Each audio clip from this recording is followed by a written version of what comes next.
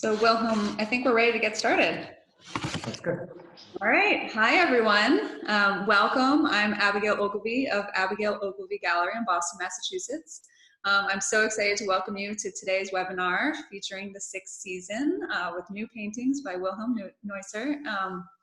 Since the pandemic began, we have been featuring online shows, and then in September, we reopened to do in-person exhibitions. So Wilhelm is our brave artist doing our second in-person exhibition since that relaunched. And we're so excited that we have him here in the Boston Gallery. He is a Boston-based artist, originally from Germany. And for that reason, we actually have a very international audience today. I think we have some folks in Europe, and then we're seeing that people were saying they're all over the East Coast and hopefully others around the US. So thank you everyone for coming. Wilhelm has had some really exciting recent museum exhibitions, including the Rijksmuseum in Amsterdam, Fruitlands in Harvard, Massachusetts, and Mass MoCA. So he has many more accolades than that, but you can visit our website to find out those fun details. So welcome, Wilhelm. Well, thanks so much, Abigail. Thank you for the nice introduction, and thanks everyone for logging on today. I'm here by myself at the Abigail Ogilvy Gallery space in Boston. So I'm not wearing a mask, as you see, but we're in accordance with all the COVID guidelines. The wonderful gallery director, Kaylee, is actually following us from outside. So just to let you know that we're trying to be as responsible and protective as we can. It's a beautiful day in Boston, pretty cold and sunny. And again, thanks everyone for logging on. And today we want to give you a few insights into the show that's up right now, my show, the 6th season. Yeah, and yeah, so as Wilhelm was saying, you know, it's been nice having a fun balance between those who prefer doing online events like this, which then opens it up to this huge international audience, and then others who do feel comfortable coming in, which we do very safe visits with less than 5 people, or sometimes just one-on-one appointments. Everyone's wearing a mask. As Wilhelm mentioned earlier, he's by himself, which is why he's not wearing one today.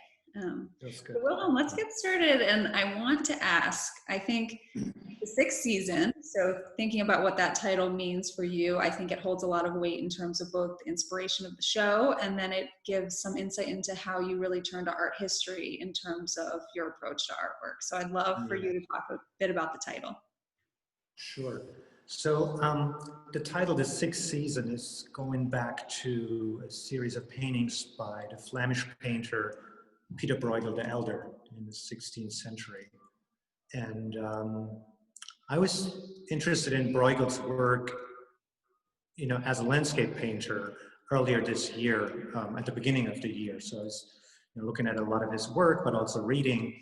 And I came across a cycle of paintings he did in the mid-16th century, 1656-ish. And it was a group of 6 paintings about the seasons. And I wondered why 6, but at the time the year was kind of split up in 6 rather than 4 seasons, according to certain agricultural chores and things people did around the year. So there were a cycle or a group of 6 paintings that he did for a patron. And the most famous one you're all familiar with is The Winter, which is in Vienna at the museum there, and The Summer at the Metropolitan Museum in New York. I'm sure you all know those famous motifs. Well, interestingly, one of those 6, The Late Spring, got lost pretty early on. And I read about that right around the time when we went into lockdown earlier this year. So for the project I was working towards here at the gallery, I thought that was quite appropriate title to go with. The idea of a season lost. The 6th season was inspired by this series of Bruegel, with one panel missing until today. It is interesting, though, I think, in terms of the title, everyone probably has a different thought hearing it, because for me, I think, and even when I hear you talk about it, it's both a season lost, but in some ways a season found, because you spent much of your time outside, you were in nature. This particular body of work, you ended up including essentially 4 series, which are the fences, the forsythia, the cranberries, and what am I missing here? The marsh. Marshes. Yeah. All inspired by the New England landscape. So in terms of that, I mean, how important is it that it is New England? Is that something that you want the viewers to know, that you're seeing the New England landscape and that's what's being incorporated in the work, or is that kind of a secret conversation between you and those in New England who know? No, it's definitely a conversation that I'm willing to share. Well, I think we all, over the course of this year, especially, you know, during the late spring and early summer, we kind of revised, changed our relationship to the outdoors. The experience of a lockdown, and then later on, when regulations were loosened up a little, we were still, I think, embracing the outdoors, embracing landscape and nature somewhat differently from the way we did it in the past. So I think there was a little bit of a more, you know, protective, more careful, more maybe kind of suspicious view on what's out there. We weren't as maybe naively taking it in as, or enjoying it as we did in the past. And I had very similar experience in March and early April. Luckily, I could still go to my Somerville studio, which is only like a 15-minute bike ride from our home. And, you know, seeing spring kicking in here in New England, which is always such an uplifting feeling after long, cold winters, seemed to be in a strong contrast with our concerns of being exposed to others or exposing others to us. So riding my bike there, you know, in full gear with mask, everything, seeing other people with masks outside, was in a contradiction to seeing, you know, plants, you know, blooming, growing, and one plant or one bush, and especially the forsythias, for me marked this contrast in a very strong way. So on the one hand, spring was kicking in, magnolias, forsythias, they bloomed and showed their beauty. At the same time, you know, we were rushing from apartment to studio only to literally lock ourselves away in order to protect ourselves and others. So taking in and embracing spring was not the same as it has been in the past. So in those forsythia paintings, I was trying to contrast, on the one hand, like the beauty of nature with all its appeal, its, you know, way it invites us into the landscape, and at the same time show something through composition and color contrast that pushes us out, or at least gives us the feeling of, wow, this kind of color contrast or color key is almost, you know, too good to be true, and it's maybe hinting at something that is that's going beyond the depiction of the plant, of the bush. And I think the second part of your question was maybe related to, you know, how, to which extent maybe like question of the regional connection or the inspiration of the regional. It's important for my work, and I would say it's pretty important. I think a lot of inspiration for my landscapes is coming from landscapes that I actually experienced myself. And I think that can be said probably for a lot of landscape painters throughout art history. And I don't know, if you think of, like around here, if you think of Abbott Hopper and the East Coast, if you think of Alex Katz in Maine, if you think of Georgia O'Keeffe in New Mexico, Diebenkorn, Los Angeles, I think there are Cézanne and Provence, right? There are tons of pairings where we connect certain artists' work, especially when they're landscape painters, to landscape that determined and influenced, inspired their work. But I think for all of those painters, and I hope that can be said for my work as well, I hope that the landscape, the regional, local aspect is a starting point, and then hopefully like the work itself is able to kind of grow beyond that and convey a meaning that's going further, is more general in terms maybe of a mood or an atmosphere. And one other group that you mentioned are the fence paintings. And those were initially inspired by walks that my wife Lynette and I took in Cambridge during the lockdown. We have a huge water reservoir called Fresh Pond, which is surrounded by a huge fence construction, so people are kept out of the water to keep it clean and pristine. And especially this spring, taking the tour around Fresh Pond, I noticed how strong of an element this fence is. And I was reflecting on the idea of, what's inside, what's outside. Is the water inside, we're outside?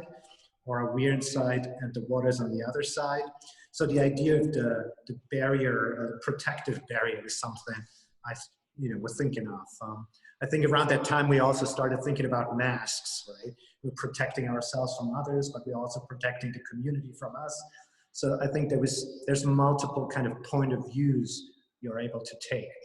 So with the fence paintings, I tried to find a way to bring this almost invisible barrier of the fence into the landscape. So Fresh Pond in Cambridge was the starting point, but I hope that the painting I created, or the paintings I created, go beyond that. And in terms of the surface of those paintings, the fence is literally kind of scratched into the surface. I don't know how far we can zoom in here on that shared screen, but you can maybe see that the fence structure is actually not painted, but carved or scratched into the white oil paint. So it's almost like a negative space within the landscape. And I was really interested in this kind of contrast of the presence of the fence, but also like the absence of its material. So it's pretty much a negative space within the painted surface of the painting. And then the kind of picnic blanket in the forefront, which also gives this painting its title, Picnic, refers to our used to outdoor pleasures, picnicking, hanging out in the parks, which was all somewhat restricted and somewhat different this year. And I thought with the fence as a visual barrier, it's almost kind of pushing us out of the format, pushing us out of the painting as the viewer. And I hope that's somewhat accurate as a description of what we all experienced this spring. Well, and I think that plays well into what is a question we've received a lot throughout the show, and something that's an interesting talking point during the pandemic, because we've all been alone or maybe with one person, which also can feel lonely, and everyone has been isolated in different ways at different times or the entire time. And in your work, even in pieces where there is no human portrayed in the artwork, there is still this, and there's some sense of loneliness there. In the picnic piece we were just looking at, there's this blanket in the foreground. So there's a sense that we're sitting maybe on a blanket, or there's a human presence there. And in some cases you do portray that human, and others it's just alluded to. I mean, even a forsythia is likely planted by a human. So, why is that human element always kind of popping up for you? That's a very good question. Well, I think, when we think about landscape, I think there's already always a human component contained. I think it's about the difference between nature and landscape. So landscape is already nature's seen through like the human eye, or maybe the human mind. So as soon as we talk about landscape, I think we already talk about kind of a cultivated nature that contains a certain cultural background or understanding. And I think that can be said for all of my paintings. There's always an element in there, I think, that hints at the human presence, even if it's not a human being present. I mean, in the cranberry paintings that we're going to look at in a little bit, you literally see a human figure. But I think even the marsh paintings, they kind of speak about something that's, I believe, deeply human rather than trying to depict nature. And in general, that's something I'm very interested in, is when the landscape, like here in the marsh paintings, you know, is it nature? Yes, no. You know, those canals, you could argue, are probably kind of man-made. You know, maybe it's kind of a drainage system to kind of work the marshes in order to make them accessible for agriculture, or use them in different ways. But there's also the idea of creating an atmosphere or a mood, this kind of foreboding, kind of twilighty feel to the painting. And that's something that's speaking to our human senses, rather than just about, you know, depicting nature. There's something in there that has kind of a slightly uncanny, foreboding, sinister feel to it. And so I think rather than depicting nature, I think these, I hope to succeed, I hope these paintings kind of reflect or mirror, or more a mirror of our soul, and kind of reflect an emotional state of ourselves. Well, then I think this might be a good time. Let me stop doing the screen share. It might be a good time for you to show us some of the work that's surrounding you, because we did get one question, and I think it would be better viewed with you doing, you know, walking up close, about the fence. Okay. And just taking a look at that. That's good. I'm going to flip the camera here. Perfect. And I'm going to take it with me and walk towards the fence painting. I'll give you a 360 first, so you can get a sense of the gallery space that I'm in. Let's switch this. And I had sent everyone the link to the show, so just keeping in mind that obviously Zoom doesn't do perfect image quality, so if you do want to check out the images, visit the website. But yeah, this is a beautiful view of the fence piece that we were looking at earlier on my screen. And this gives better details of the actual fence. And Wilhelm, we had a question about how were you able to keep each section so precise, given the speed of doing it rapidly in wet paint? Yeah. Does that work for you guys? Can you see? Yeah, we can see the juicy detail. So we can see that you've really gone into the paint there with the fence. You're probably going to notice that I had 2 cups of coffee this morning. I'm a little shaky, but no, pretty steady hand. please forgive me. So the upper 3/4 of that painting were painted in one run, in actually a long day, I think more than 10 hours. And I had to do that in order to kind of then scratch in the over of the chain link fence. And the scratching for the, you know, to get it that even, or to kind of create that structure that alludes to a chain link fence, I built myself kind of stencil ruler construction that was kind of hanging over the painting without touching the wet surface. And then I literally used the end of the brush, the handle of the brush, to kind of scratch into that material. Oh, you see the shadow of my phone now. But yeah, so it was, if there are any painters out there, it was literally wet and wet, so to speak. And what I like as a thought is, you know, I mean, obviously the fence and the logic of the painting is up front and the landscape is in the distance. That's this building, which is mirrored in the water, reflected in the water here. But if you think of it as, you know, as a relief, like if you think of the layering of the paint from the side of the painting, like you have the corner of the canvas. The fence is actually behind the landscape. The fence is pretty much the deepest groove moment or spot, you know, being pretty much scratched down to the canvas again. So I like this playing, but what's, you know, I mentioned earlier, like what's inside, what's outside, what's what's up front, what's in the back, and to kind of play with these ideas in a painting like that. That's something you know, I'm always up for. I'll just walk you to this piece over here if you don't mind. So Yep. this is a painting that Abigail had pulled up earlier in her screen share, shared screen, and so this is one of the forsythia paintings here in combination with, you know, kind of a mountain picture postcard landscape in the distance. And again, here the idea was to create this contrast of, you know, like a landscape that could stand for kind of a yearning of going places and, you know, being out there enjoying maybe traveling. The Germans have the wonderful word Fernweh, like a yearning for the other place far away.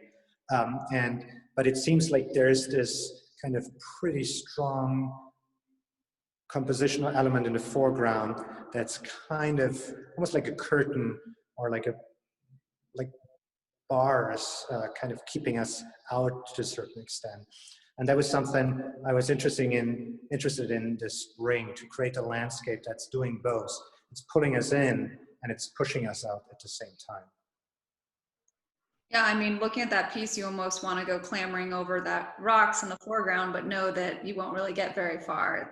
There's a long way to go. Exactly. Here we see a slightly smaller version of that fence idea. And again, you get a good sense here of textures and structures.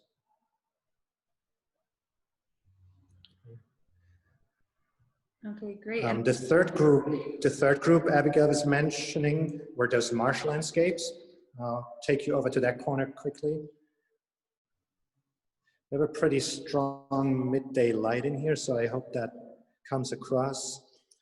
But we saw it earlier in the shared screen, and the idea again here was to create a mood or atmosphere that depicts a landscape that's right on the brink between the beautiful and maybe the threatening. And that's something that, you know, is strongly inspired by ideas of romanticism, like the idea of the sublime, where the beautiful and the horrific kind of go hand in hand. Abigail. Yeah, so are we ready to walk down to the second space? Yes. Okay. Let me walk you down the aisle. So I will share my screen. We were talking about human presence, and this is a photo of Wilhelm, and he has immersed himself in the cranberry harvest. He's in a cranberry bog, and he actually went and did this, and this was a big part of his cranberry series, is going to see the harvest. He went actually again this year very recently with a friend. Is that right, Wilhelm? That's correct. Yeah, actually, it was based on an article we had in a Boston magazine that a farmer family near Plymouth invited me to come by and take a close look at their cranberry harvest process. And that was a great experience, once again, to see this kind of surreal method of harvesting the cranberries. And so here in this other part of the gallery, I'm showing you a bunch of those paintings from the cranberry series, all from this year. And I'm working on these for a while now, and I never knew about this type of harvest before I moved to New England. And being interested in landscape and also having a soft spot for the surreal landscape, I think I found something that like really fit into my concept.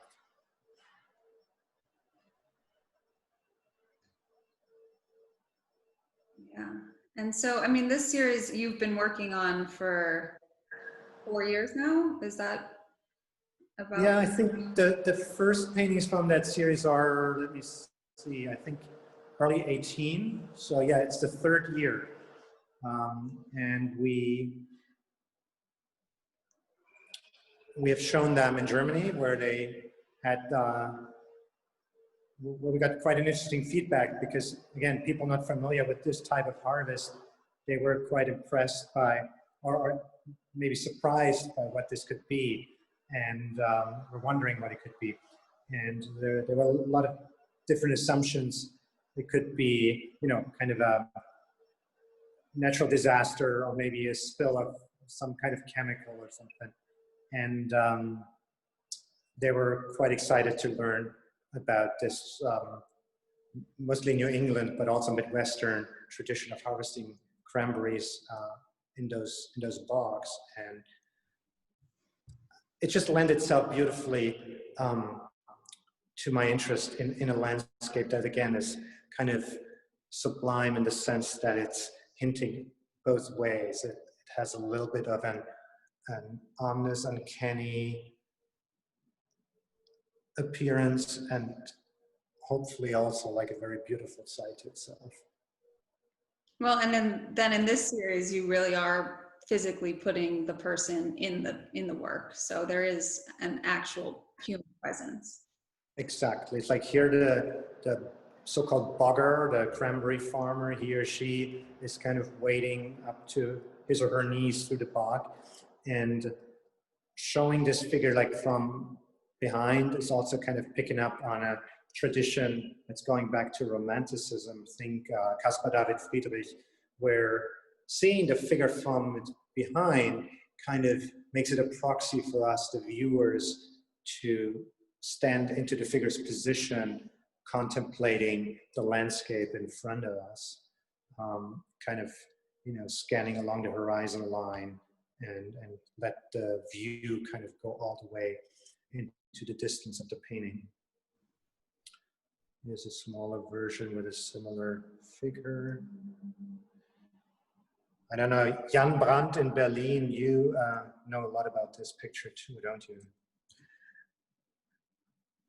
And in terms of the actual application of the paint for these cranberry bogs, can you talk about that a little bit? Sure. So the canvases are actually laying in the studio on the ground. And so I'm kind of hanging, bending over them, splashing, splattering little dots of paint, of the red paint on the surface. And I'm using, up to 6, 7 different reds in order to create this kind of base tone, which is a slightly purplish red, I would say, that is reminiscent of the cranberries. And what fascinates me here is also this contrast of the landscape in the distance, which has all those kind of spatial features, and then the moment of the cranberry dripping is actually pretty abstract, and to kind of blend these into each other, like here, or maybe have somewhat of a sharper contrast, like here. Something that really appeals to me is the contrast of the abstract surface. Well, and that plays nicely into a question we just received about this series. So in relation to the figure, most of the figures are elusive and ghost-like, rarely showing details like faces and features, and their backs are turned. So how do they relate to the experience of the landscape? I'm not sure if I got this right. So how the figure relates to the room? Yeah, I think wording it another way is, you're intentionally putting a person there, but you're never revealing who they are. They're always kind of... Okay, get it. Right. So it's definitely, yes, it's definitely not a portrait. It's, I would like to understand them almost as placeholders for us as viewers. And I think that might be more successful in moments where we see them from behind. So it's no one in particular. And I think we can probably think about that the same way we thought about, the specific landscape or this. At some point, I would like to let go of the fact that, here in Massachusetts, we know a lot about cranberry harvest. I also want to let go of the fact that this is a particular farmer. It's hopefully at some point more about the question, like, where are we in all of this? Where we literally like sticking in the bog, where we bog down, and hopefully address, notions of the human condition rather than of regional agriculture. And I think similar things could be said about this painting here, where the figures are facing us, but they don't show any facial features. They actually might come across a little scary, like the Grim Reaper or something. But I hope overall, this is talking more about the human being at the landscape being endangered or being at risk somehow, based on the mood of the overall picture, rather than being very specific about who is it in the bog or where is it that they are. Does that make sense? We have a lot of questions coming in, Wilhelm, so I don't know if you'd be more comfortable going back to the gallery and seeing, okay. Or you I think I would. I'll take you guys. I'll take you guys back to the gallery, and I don't know, Abigail, do we have a picture from the studio where those Rembrandt paintings are actually in the process of making? Yes, we do. It's a black and white photo, but I can share my screen so that people can get a sense of what that process looks like. All right, so here you see me in action, and it's, obviously a little reference to another famous American painter here. People called me the Pollock and Birkenstock. But that's pretty much how it works. So multiple layers of those little red dots are almost like with a gesture of blessing dripped onto the canvas, and then it takes a while until they're dry, and then I can put the canvas back on the wall to keep working on other details and kind of bring this more abstract and the more figurative part back together. Yes, I have been in your studio when this is all in progress, and it feels somewhat like a murder scene with the deep reds dripping down the walls and all over the floor, and with the plastic wrap everywhere. So it's definitely a sight to see. I'm glad we have this photo. So Wilhelm, we have a couple of questions, and I think you just need to flip around your view. Perfect, thank you. In regards to the forsythia, we have a lot of questions about the reason behind why you chose that particular plant. And this is an interesting question that I don't know the answer to, so I'm interested to hear what you have to say. Were the medicinal qualities of the forsythia at all an influence in regard to your decision as the subject matter during the pandemic, along with its reference to the spring? Very, very interesting question. So why the forsythia? I think it was literally like a lot of those forsythia bushes along the bike path in the spring that I took every day to the studio. So it was a very, hands-on experience that I had, where I felt like, oh my God, they pop in this incredible yellow against the blue skies. Spring's coming up, and we have to pretty much lock ourselves away. So it was literally this experience of like being invited by the landscape, by nature, to enjoy, and at the same time, the same kind of nature was threatening us through a pandemic. And so this almost like toxically beautiful yellow seemed to me like a strong metaphor for that experience. When it comes to the medical usage of forsythia, I have to say, my mom is a pharmacist. I do not know a lot about it, but one maybe little fun detail is that that someone pointed me, told me about, is in the movie Contagion, which had kind of a renaissance earlier this year, unfortunately. Jude Law is kind of a blogger in that movie, and he believes to have like a serum against a pandemic, and he titled it Forsythia. So if there's anyone here in the audience who knows more about the actual medical opportunities of forsythia, I would be happy to learn more about it. But we won't speak right now on the medical quality. We're not qualified. And someone else actually pointed out, it almost speaks to exactly what you were saying, but I know that this person is a gardener who is writing this in. So I'll just read her entire question. So, really strong and beautiful show.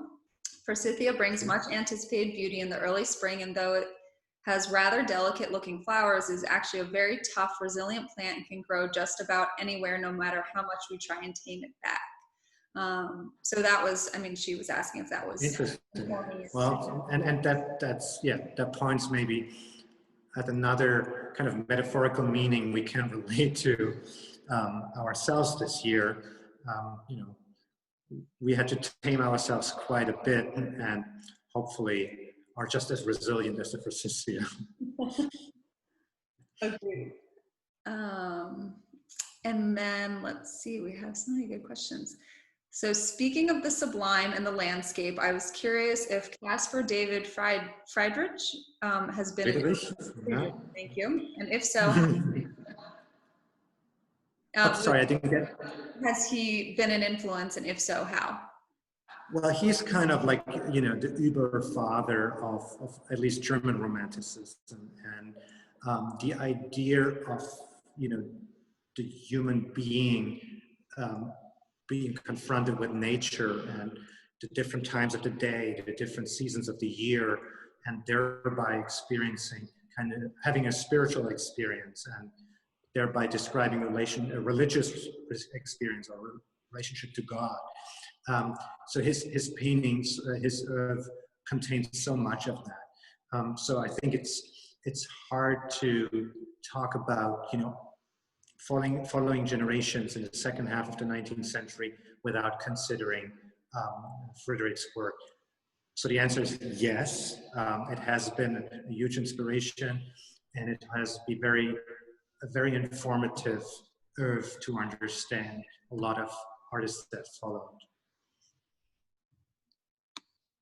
Great.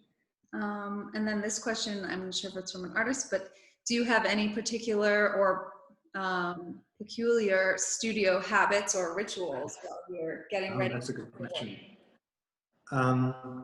So normally when I get into my studio, I switch clothes. So there's the famous Birkenstocks, which are crusted with paints. There's a bunch of old pants, which also have a pretty crusty surface by now. And then I would switch on the radio or the internet radio, listening to my favorite radio station, WDR 3, which is a Cologne radio station, German radio station, and that I kind of structure my day following the afternoon and evening program of that station, which I already did in Germany at the time when I was still living there, but it was the morning there, so it includes the time shift. But that, I think, is something that has accompanied me for many, many years by now. Listening to the radio. So music does play some role in what you're doing? This is actually, this is a station that comes with a lot of classical music and jazz and literature.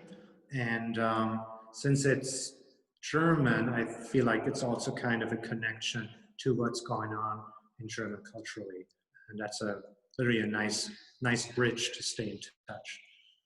Well, then this question, actually, speaking about your German background, someone asked, I was curious more about your relationship to Bierstadt and Luminism. Could you speak more about the Luminist and your relationship to American landscape tradition, especially function as cultural export to Europe?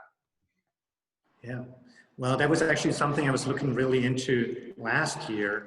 I had the chance to show some work at the Fruitlands Museum in Harvard, Massachusetts, and they have a wonderful collection of Hudson River School paintings.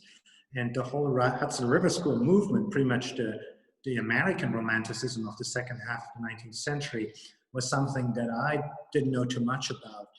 But looking a little more into it, I was really thrilled to see all the ties that generation of painters has to Germany, and especially to Düsseldorf, which is pretty close to my hometown of Cologne.